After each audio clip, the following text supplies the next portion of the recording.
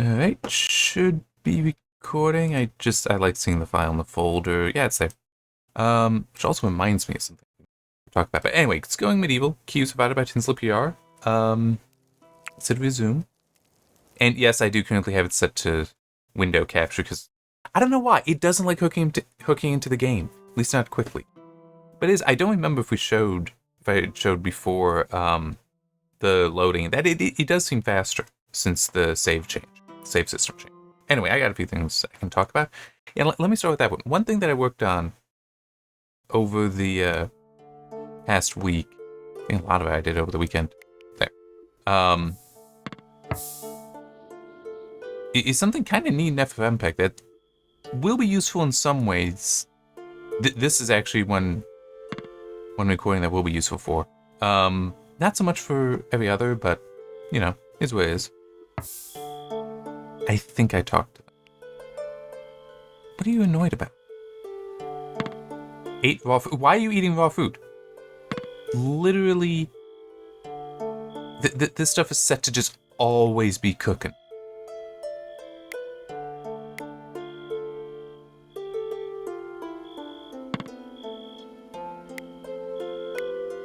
See, just always. Anyway, so okay, just this is the way all video editing works in general, is because typically you work with something that is compressed initially, whether that's compressed with 264, what I'm using here, 265, AV1, or one of the more production-esque codecs such as ProRes. It is compressed video. When you are working on it, it uncompresses it, because it's actually working on the raw, on the raw uncompressed stuff. So that's, I mean, it's like, you know, right now, if you're watching this YouTube video, yes, it's a 264 or VP9 or AV1. It shouldn't be AV1. I don't think YouTube is doing that for systems like this. Okay.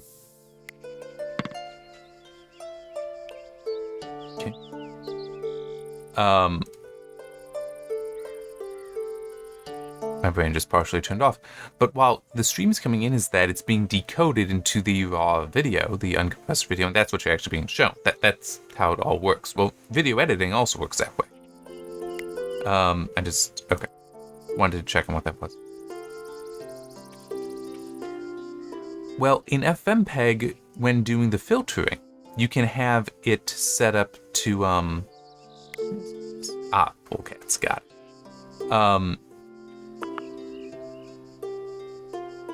When you're doing the filtering, you can control the various streams in there, the input video streams and audio streams and all that, to run the filters on, right? Hang on just a second. Okay, it looks like the window capture. It finally hooked in with the game, to the game directly. Anyhow. And you can make copies of these streams for different effects. 2 different effects, you know, lets you do different things. Like, there's one thing I had to work on for work where I actually have the why are you exhausted? Why have you like not gone to sleep? The hell is wrong with you? You know what? Hey, you can just do whatever. You want to go to sleep, go to sleep. You want to keep working, keep working. Anyway. I've got one thing where I actually have the videos on, on like, you know, one main video here and then thumbnail versions on the side, so that one video stream is going to 2 places. Yeah, I mean, technically. Well, it's technically all doing it in one command, but yeah, like that. Well, the thing is, that's the raw video stream. Okay, so that's one down. Remember, I've been trying to shrink this down for a while. Okay.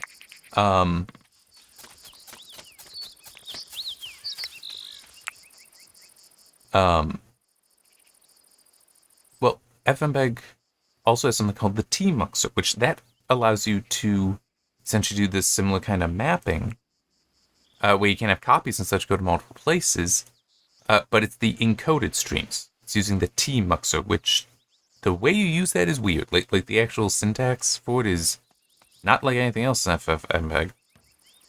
I've been using FFmpeg for so many years.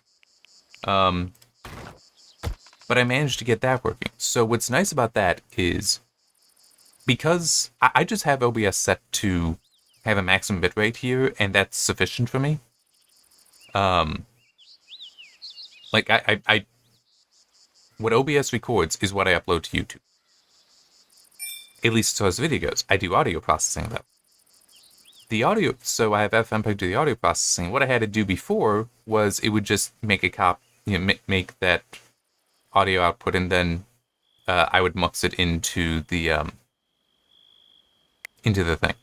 I also would have the original audio kept, and that audio kept all in separate file. I mean, it's kind of messy, yes, but it allows me to, like, if necessary, recover the audio. If I still have the file, which I didn't when I didn't realize I had screwed up the stream IDs, stream mapping. Anyhow, that was weeks ago. With the tmux, so what I can do is have it encode the one audio stream, the one processed audio stream one time, but then send to 3 different files, identically, one to the video. So I just run that thing, I get the video ready for upload straight away. That's really neat. I've applied that to some other stuff. I don't know how useful it may end up being in the long run, but it is still, technically, it reduces the workload. So I'm pretty happy with that. And happy that I figured it out. I know, that's really not important, probably not even all that interesting, but I mean, it kind of is interesting. Figuring out more efficient ways to do these things is something I do just think is interesting. Alright, so, other news. That was just something to talk about, not exactly news. Yes, so, let me see. Oh, this is actually coming out on May the 4th. So there's various Star Wars Day sales. GOG and Steam are running theirs until May 6th. The Epic Game Store is running theirs until May 9th. I'll be honest, I have not played a modern Star Wars game for a long time. I am interested in Jedi Fallen Order, but I don't think... maybe I do have a copy of it somewhere. Like an Epic Game Store giveaway kind of thing. But otherwise, what would be...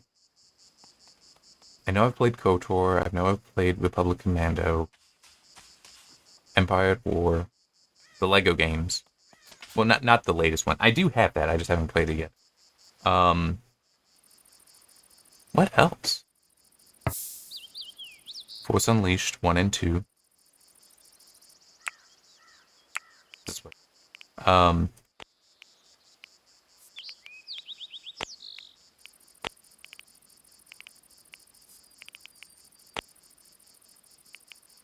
Sure. They're gonna hate me. Just run around and do all, although a lot of it, the ant. You know, that should also be an option. That should legitimately be an option, to force the animals to do this.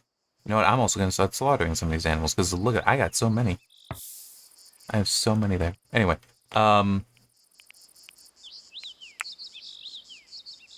brain partially turned off again. But yeah, it's just, you know, there are plenty of, including the older Star Wars games, some of those are amazing. I'm saying, I even mentioned a week or two ago about Star Wars Rebellion. That's one of the ones on sale. I haven't yet, but there's a part of me that wants to get Rogue Squadron. Unfortunately, it's not in the full game, but it's something you could do, because you had medals that you could get in that. The demo for that game had a little bit of a bug, because there was the V-Wing. This thing was awesome. It was fast, maneuverable, and it had cluster missiles that if you fired these, it would be like, you know, one torpedo that goes out but then breaks into 8 or something, and they would all be tracking. They're all homing missiles. So, and the bug that was in the demo is if you crashed, it didn't count against you for getting medals. So what I would do to get perfect scores is I would just spam firing those, crash, spam fire, because I'd then reload on them when I respawn, spam firing, crash, spam fire. It was insanity. But it was also lots of fun, because I mean, I was a kid and it was like, yeah, I'm just blowing everything up. Can't do that in the release game. It still is. Rogue Squadron is such a classic. Empire at War is also pretty. It is also pretty classic. It's an RTS game, not like Rebellion. Rebellion is straight up 4X. Empire at War is more RTS, but what was the other game? There were two games from this developer that were both RTS and both had the same kind of weak point system that at the time was innovative, very innovative. It really is neat what they did. I do understand the criticisms that were made of it, that at the time that, there are certain aspects of the game that weren't that great. But it still is, if you play it, they are enjoyable games. They were both. I cannot remember. Hang on. Yeah, I'm just going to look it up. Because I had the other game as well. I just cannot quite remember its name, and I don't want to just name it. In theory, it won't be that hard for me to find. Okay, that sounds right.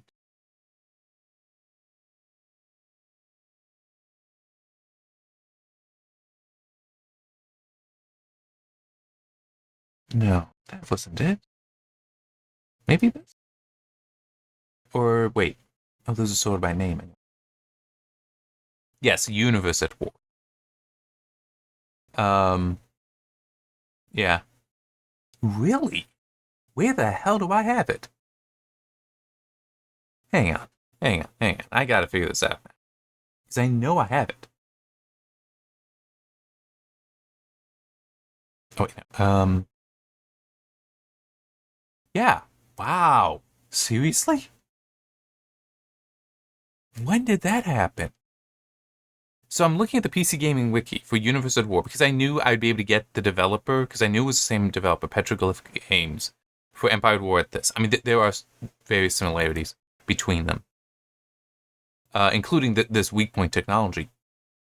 But it says on the Universe at War PC Gaming Wiki page, it's not available on Steam. It isn't, but I have it.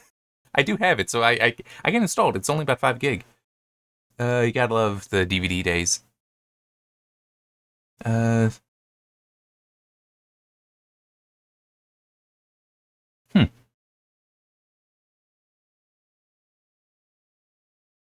Okay. Just they do have a note here that we don't know why it was delisted. Remains mostly stable on modern systems, and the games for Windows Live multiplayer services was still online as of last year. But it apparently will try to launch up using DirectX 10, which was never really configured right, never properly optimized. So you'll want to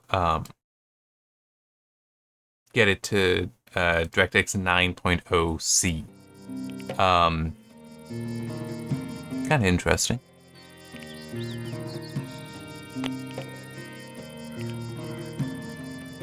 That'll work. I really should work on slaughtering some deer.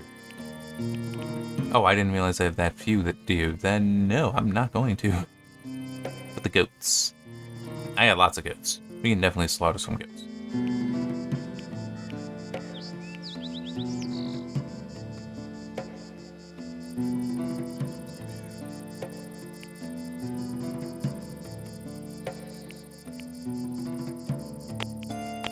I want to make sure I got meat. It's kind of the thing. So there, that should be plenty. And the one sheep. But yeah, as I was saying though, I can understand the criticism of Empire at War and Universe at War, even though you can't get that anymore. Empire, as far as that technology goes, I want to say Empire at War and it basically had the same technology, but Empire at War did get its expansion that did add things to it. I don't remember what the name of the expansion is, but it's that's the only version you can purchase is the one that includes the expansion. Forces of Corruption, that's the name of the expansion.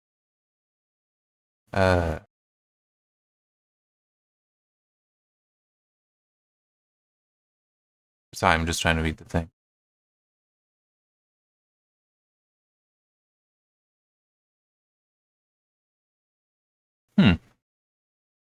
Okay, that's interesting. It sounds like from what I'm reading here on that page, the Empire at War page. The Steam version is more up to date than the GOG version, and apparently when asked, the developer said that it was timing and team availability.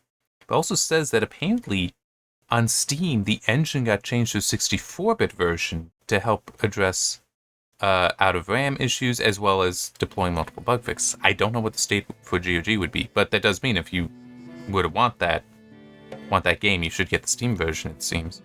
The pricing is probably the same between the storefronts, though. But, yeah, lots of classic games there. But it is also legitimately, I do not know any of the modern ones, because I don't think I've really played any. At least not in any amount for me to comment on. I remember there was like a Battlefront, one of the newer Battlefront demos. That was, or maybe it was a multiplayer server test I did, but that was already years ago. And it was fine, but also I'm not much for multiplayer FPS anyhow. Other two things I got here, Sins of Solar Empire 2 is coming to Steam this summer. And I had to check because, and even one place where I saw it, somebody said that, yeah, it's not exactly clear. It is still in early access, that game. Man, I really should replay Sins of Solar Empire. Because that is a fun 4X game. It's a real-time 4X game as opposed to Galactic Civilizations. Since those are both Stardock published, at least. Sins is made by Ironclad Games. Galciv is Stardock proper. There's actually that distinction, as I recall, was part of the reason why it took so long for them to do a sequel. But anyway, it's Stardock has for a long time actually released games for purchase in alpha and beta states. They let you know that so that they can provide feedback. I remember seeing something so many years ago now where I don't remember who it was, but somebody at Stardock was like, yeah, I find it kind of funny, all this obsession over, hey, we're... Oh, I didn't realize that. Hang on. Wait. Ah, here.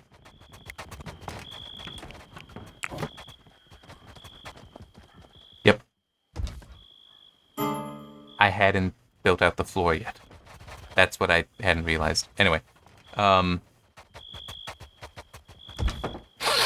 yeah, they were basically just commenting on, I find it kind of funny, all these people that are, like, really praising and thinking early access is all wonderful. It's like, we've been doing it for years. Like, we've always done this with games. It's kind of funny that. Okay, seriously, what the hell are you doing, Mark? You go to sleep. You literally have no responsibilities at the moment. You have none. You can do whatever you want. It's like, I don't want it. It's like, I need to sleep, but I'm not going to. What's wrong?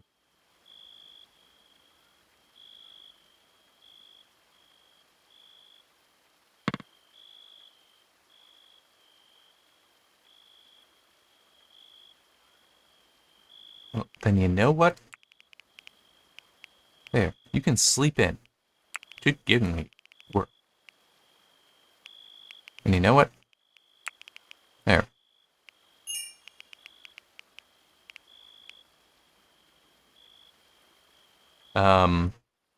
Taking that hour back. Yeah, Sins is definitely nice because of the massive battles you can do. I am still very much for 4X games in general. I want to have the ability to just, like, do superpower stuff, where it's like... That's what I call it. Basically a scenario where it's just me and one enemy, and we just go at it. Just, see who can become a superpower first, and then see who wins in that fight. I'd love to do that in Sins. It's just been... I haven't touched a game in so many years, I don't know if I ever did it then. I probably did, though. Actually, no, I might not have. I'm trying to remember. Did Sins allow... You used to be able to. This was like old Warcraft 1, Warcraft 2. Not as much Warcraft 3. But also classic Command and Conquer. Where you could capture enemy structures. Like in Command and Conquer, if you could capture an enemy construction yard, you could then build anything from there. You could also unlock their... What the hell are you doing? Why are they all gathered in here?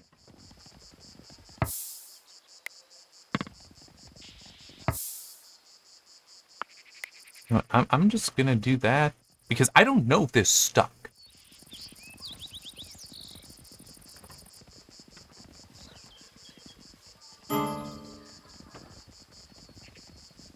No, they just... I have no idea.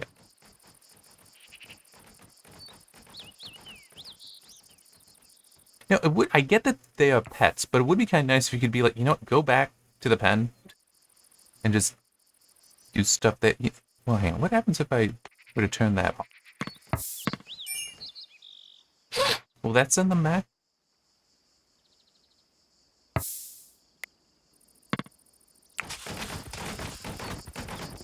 Nope.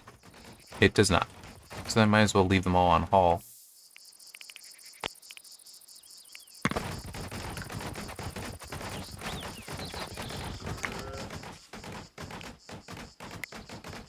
Alright.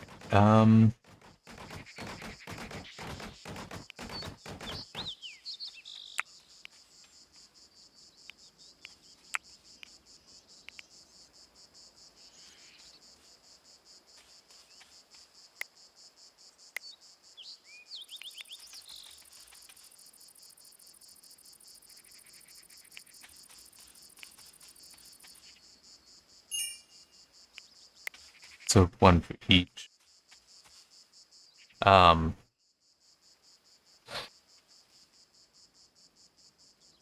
Brain just partially turned off. Talking about sins. Yeah, the massive epic battles. Oh yeah, that's right. I think there were ways that you could actually capture enemy ships in there. I don't know. One thing though that I do know is I looked at the trailer that for the Steam announcement trailer that's coming to Steam later this summer. I know I already said it, but it's just I just wanted to repeat it. One thing that occurred to me, I mean, it's just because of the science fiction writing that I do consider ship design, and just looking at some of it, it's like, this doesn't make sense. You wouldn't want to design a ship this way. Like how it showed this one absolutely massive, I think their class is Dreadnought in the game, and it's like at the end of the trailer you see it just being besieged by a bunch of smaller ships, and it's starting to turn but explodes before it even makes the turn to escape. It's like, yeah, don't design ships that way. Or at least not fleets that way. Where that basically that should be assuming that the ship would be fast enough to escape, or if you use some sort of I don't remember if they use hyperspace or not in Sins, but essentially, if what would make most sense is you have that at the center of a fleet, and a whole bunch of ships around it. If the lines are breached enough that the core Dreadnought is being threatened, you're gonna lose. And because of the sheer expense of making such a massive ship, you get that thing out of there. Like, you have that fleet. So, the idea here then that... I'm saying that ship should have been turning already. I mean, it's one of those things where I'm looking at it, it's like, if I wrote a story like that, I'd be dumb. I'm sorry, Stardock, but it's like, that's not how you would want this fight to go. Because that is the most expensive ship. It is the hardest to repair, and it's also the one, if you lose that, morale is going to be so broken. I mean, it is kind of funny, but that is a weird fact to how some of the stuff would work. Is that if the biggest ships, the one with the most armor, the most ability to take a hit, and most ability to deal hits, also the ones you least want to see destroyed, because it's probably the most expensive, but it's also the morale. I mean, it is enough that I would even believe it if you had multiple ships, all with the same name, so that even if one is destroyed, they can be sightings of the other, that people are like, no, see, it's fine. I could see that. Because it is such a propaganda thing, but no, it would become one of the most important ships in a fleet. You would need to protect it at all costs. I mean, it would be in, like, the Enterprise did it. Well, hang on, I'm trying to remember.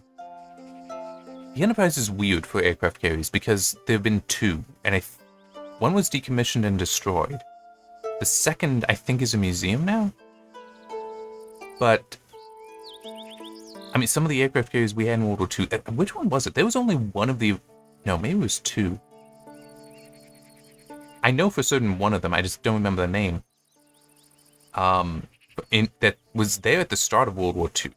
That was one of those things, we were lucky with Pearl Harbor. None of the aircraft carriers were at the base. So those were all out. I think we only had 3 at the time, but I want to say, I think it was one made it through the war entirely.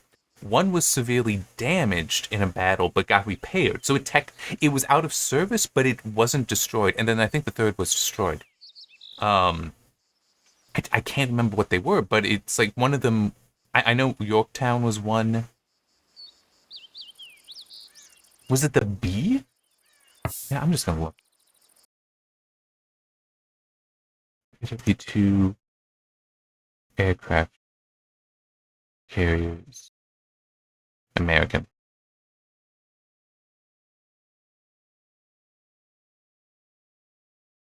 Unfortunately, there is in fact just a list.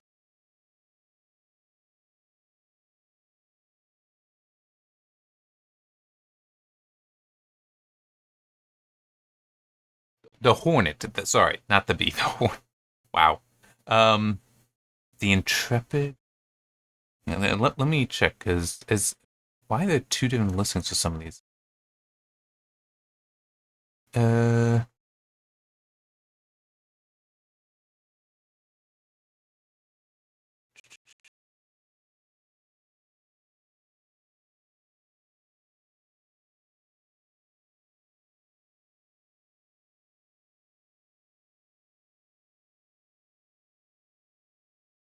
Okay, so the Yorktown did sink.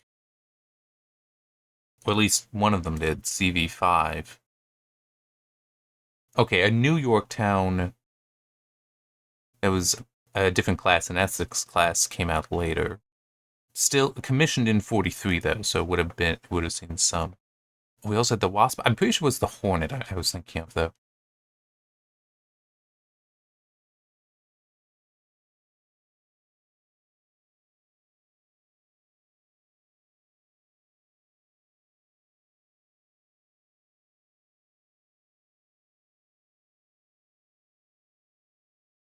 Unfortunately, this isn't something that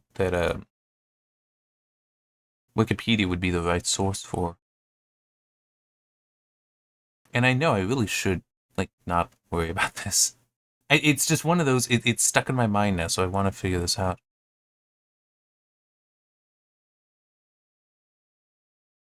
Oh, that's just a.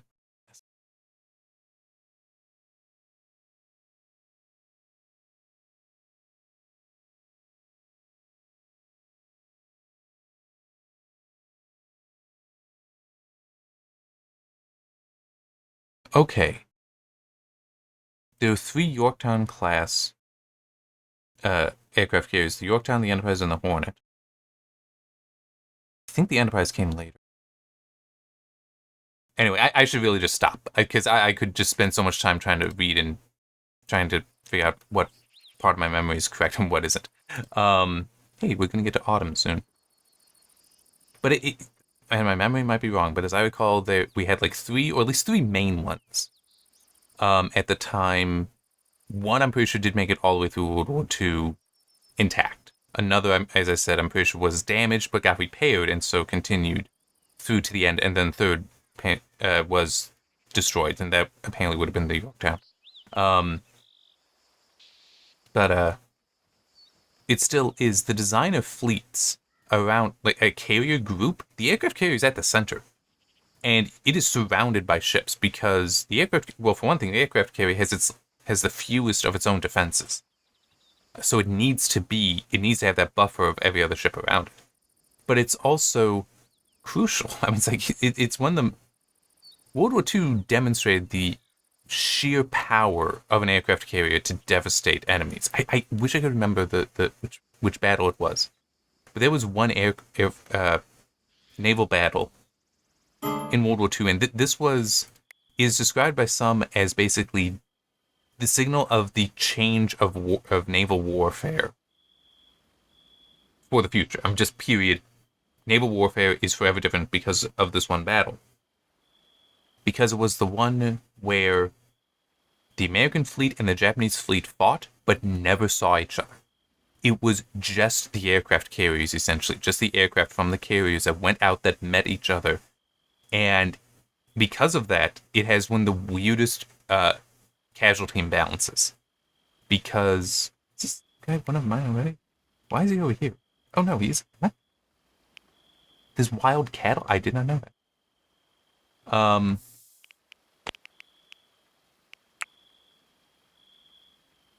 Yeah, tame a bear. I don't think that's the best idea.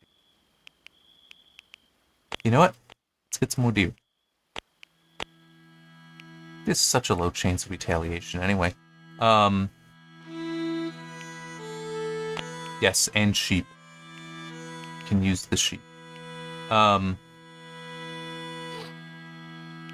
But it was like, for actual naval ships, it was like maybe not even a handful, like only a few of the American ones, whereas the entire Japanese fleet was destroyed. I mean, it's really lopsided, but it demonstrated that, yes, going forward, the aircraft carrier wins because of the flexibility of aircraft. Battleships are very impressive, but one battleship is not as impressive, is not as effective in many kinds of encounters than, there's no way that should be, than,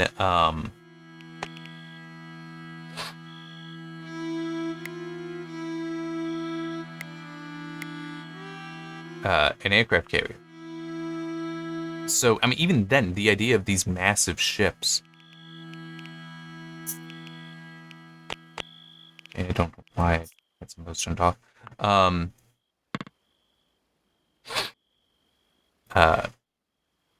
It's like the I know I'm losing my train of thought as I'm jumping between these two things.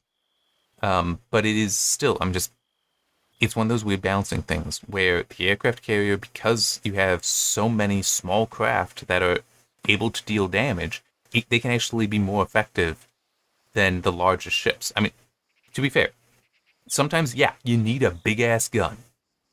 But one big-ass gun, in some cases, is far more vulnerable than 100 small ones. And it's just, then seeing that fight, that ship battle in that trailer, it's like the big-ass gun was being hammered. It shouldn't be, if it's in a situation where it can be hammered, you've already lost.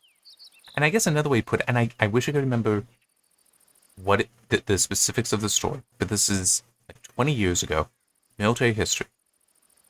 And, I had it in high school, where somebody was conducting a battle and had invited like a more senior, more experienced general to come watch. I want to say it was Hannibal that was invited, but I honestly don't remember. It's been far too long. But when the senior guy came and was asked, so what do you think about my battle plans? He asked one question. Asked just one question. Where are your reserves? We don't have any. Then you have already lost. That is something I don't think any video game, at least none to my knowledge, addresses, is the idea of reserves for armies, for fleets. But it is such a true point. That ability to bring in additional forces, either to just have them in a different position, like to flank, or to... They're done? Awesome.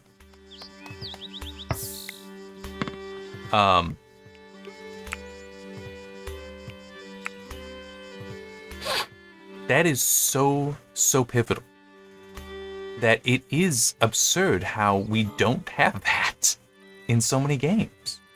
I mean, it is you using something. It's been a while since I played Galactic Civilizations, but I'm pretty sure it works the same way as like Sid Meier's Civilization, where you have a how long have I been going? Oh wow, really thought I would have gone longer. with tiles. This is not the case for Sims in real-time strategy, but you have them on tiles, and there's like a limit on how many ships you can put into a tile. I know that in GuestJim. But it's like if you have one tile of ships fighting another tile of ships, the adjacent tile can't interfere. It's like it's just that battle. It's like, yeah, that's not how that would work. Because realistically, you would have that, battle, but the neighboring ones would come in potentially to flank or just to provide backup to like, hey, this ship needs to get out. Okay, we're replacing it. But I cannot think of a single video game that really allows that. And it's hugely important. There was to do that, to separate out forces like that, and to have reserves. There was one battle I also remember being talked about that Alexander the Great had, where he won. He shouldn't have won. It's one of those, because he had his cavalry and he had his army, his just ground force, like walking forces, I guess. They're just on their feet. What he did is he arranged those on his feet into a half circle. Basically, it was completely defensive, okay? And there's a reason for this. He just needed those forces to last as long as possible. So it had just rows, so that as it got attacked and as soldiers fell, it would just collapse down to be harder and harder and harder to actually hit. To hit as in do significant damage to. Meanwhile, he had his cavalry out to fight the other cavalry. Because his plan was, my cavalry beats their cavalry. My cavalry beats all their foot soldiers.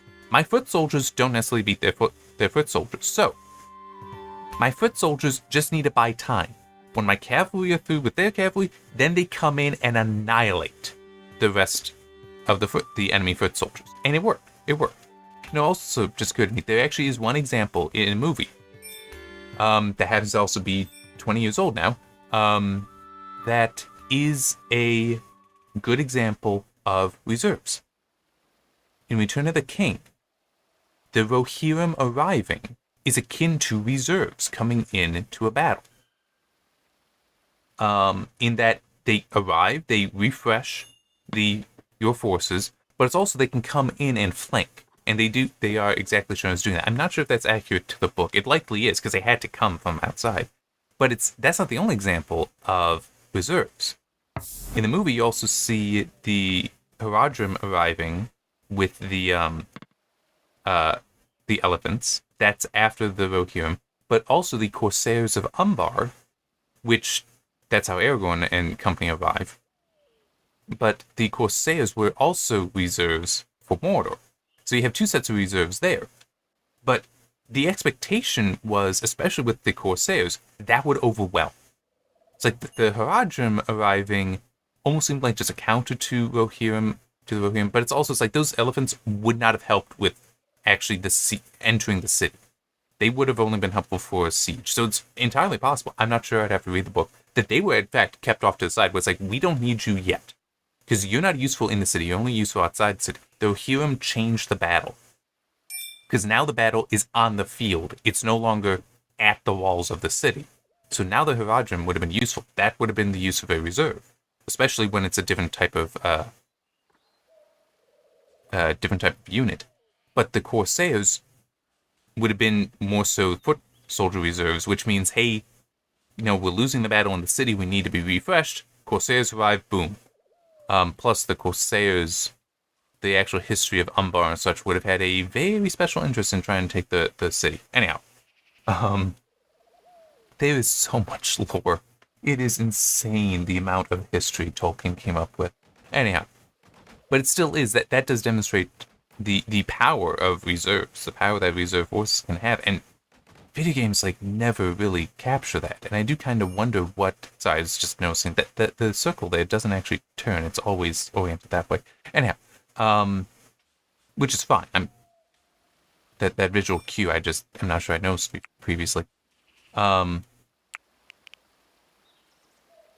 do I want to know?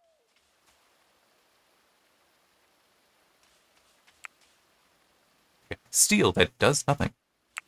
Actually, I think I'd rather have that. I feel like I could use this somehow.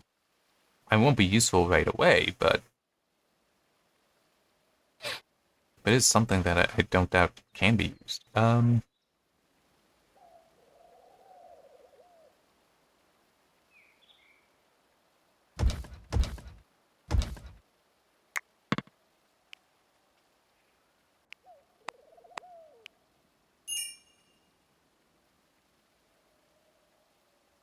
I don't know if that means it should be covered or not, but we'll see. Yeah, let me actually just...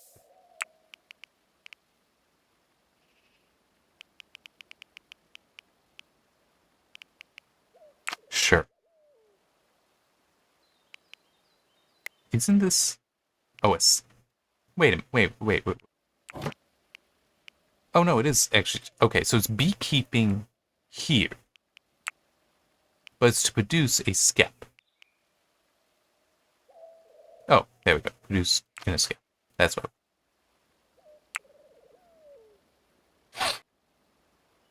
Produce honey and beeswax. Would you...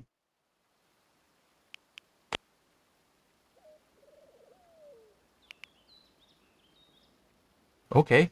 I'm pretty sure that those are meant to be links. I'm not sure why they're not. Oh, okay. That kind of... Okay.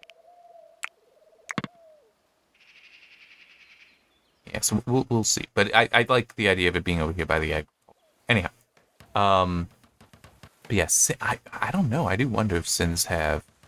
Sins of a Solar Empire 2. I don't think one does have the ability to do reserves. But at least, if nothing else... I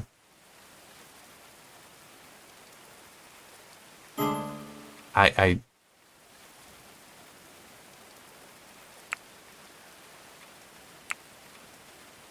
know what, actually, no, make it 30, so it's like 10 for me. I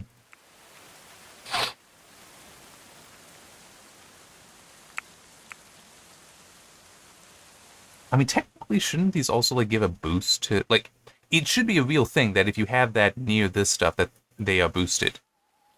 That they will do more. Okay, know, this isn't something I should do, but I'm still gonna do it. Here. No.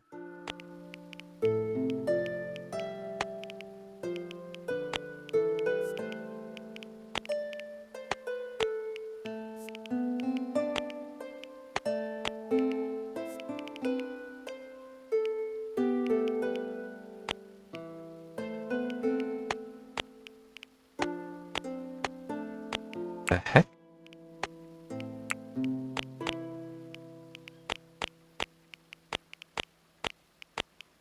I have no idea where it can go, but...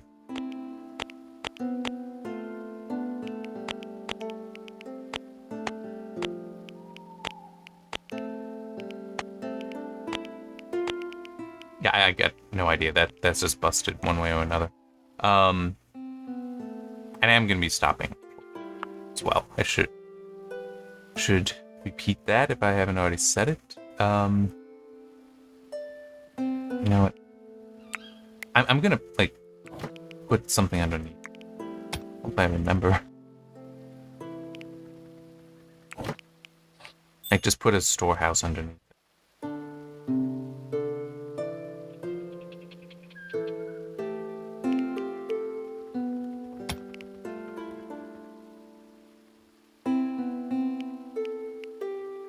Like, just for herbs. I hope I remember to do that. Probably gonna forget. Especially since, as I said, I do actually want to say. And stop.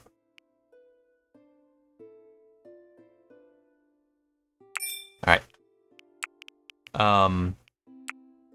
Yeah, I do wonder. I mean, at least in theory with...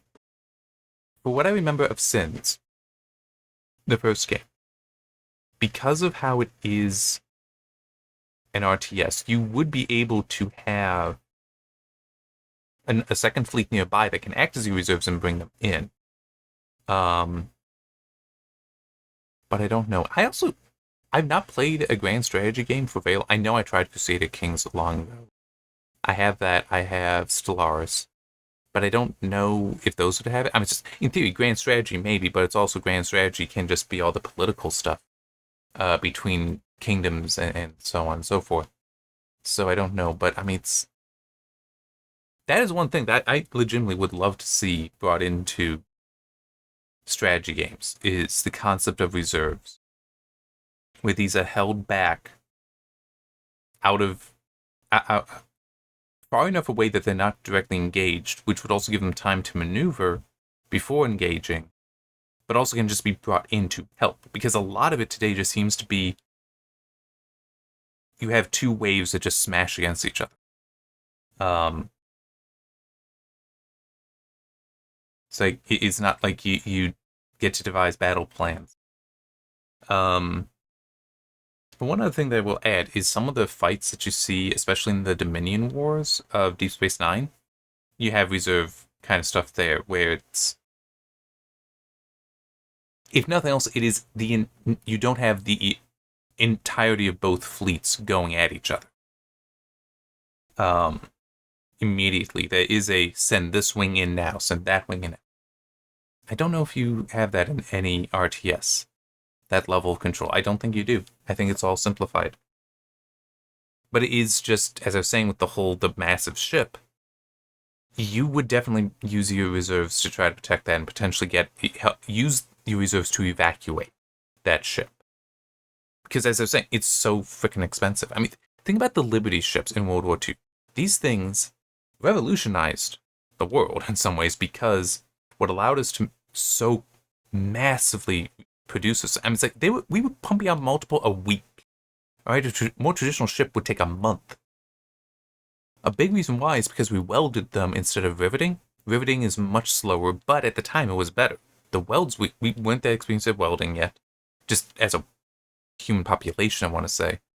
And so they weren't very good welds. But we could do it so quickly, and it was then just overwhelming.